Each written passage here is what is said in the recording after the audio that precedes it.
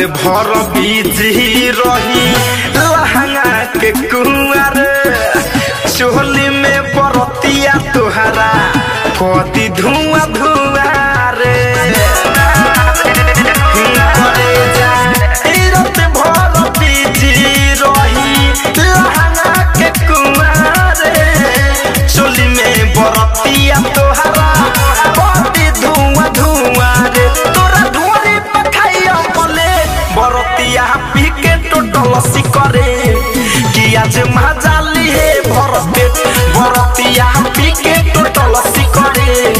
कि आज मजाली है भरते मजाली है भरते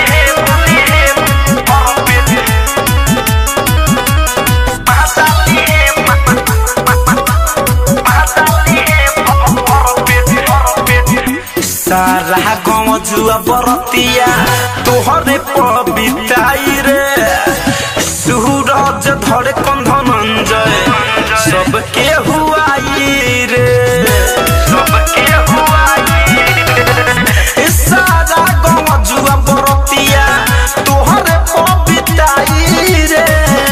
सूरज धरे कंधनंजय सबके हुआई रे मनी शंकर करिया मामला से बरतिया पी के टोटल सिकरे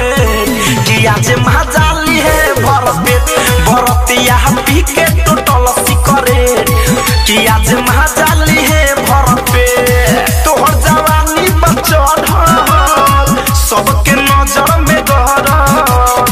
तोहर चलते रे पुचिया पूरा ग्राउंड भरल सब चकाई तोहर तले बरतिया पी के टोटल सिकरे कि आज मजाली है भरते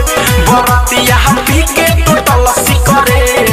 कि आज मजाली है भरते। आरसीएम म्यूजिक न्यू ऐप अभी डाउनलोड कीजिए हमारे गूगल प्ले स्टोर से और पाए भोजपुरी लोकगीतों का एक से बढ़कर एक ऑडियो वीडियो सॉन्ग बिल्कुल मुफ्त।